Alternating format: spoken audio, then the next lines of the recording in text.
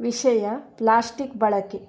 ದಿನೇ ದಿನೇ ಪ್ಲಾಸ್ಟಿಕ್ ಉಪಯೋಗಿಸುವವರ ಸಂಖ್ಯೆಯು ಹೆಚ್ಚಾಗುತ್ತಿದೆ. ಇದರಿಂದ ಪರಿಸರ ಮಾಲಿನ್ಯ ಉಂಟಾಗುತ್ತದೆ. ಪ್ಲಾಸ್ಟಿಕ್ ಲೋಟ ಮತ್ತು ತಟ್ಟೆಗಳನ್ನು ಉಪಯೋಗಿಸುವುದು ಅಪಾಯಕಾರಿಯಾಗಿದೆ.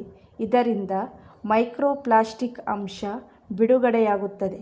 ಇದರಿಂದ ಗಂಭೀರ ಕಾಯಿಲೆಗಳಿಗೆ ತುತ್ತಾಗಬಹುದು ಎಂದು ಸಂಶೋಧನೆಯಿಂದ ತಿಳಿದುಬಂದಿದೆ.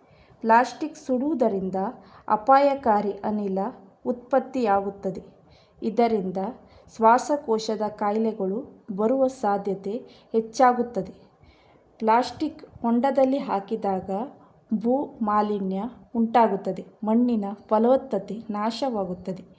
ಇಂದಿನ ದಿನಗಳಲ್ಲಿ ಪ್ಲಾಸ್ಟಿಕ್ಕನ್ನು ನಿಷೇಧ ಮಾಡಲಾಗಿದೆ. ಆದರೂ ಪ್ಲಾಸ್ಟಿಕ್ ಬಳಕೆಯಾಗುತ್ತಿದೆ.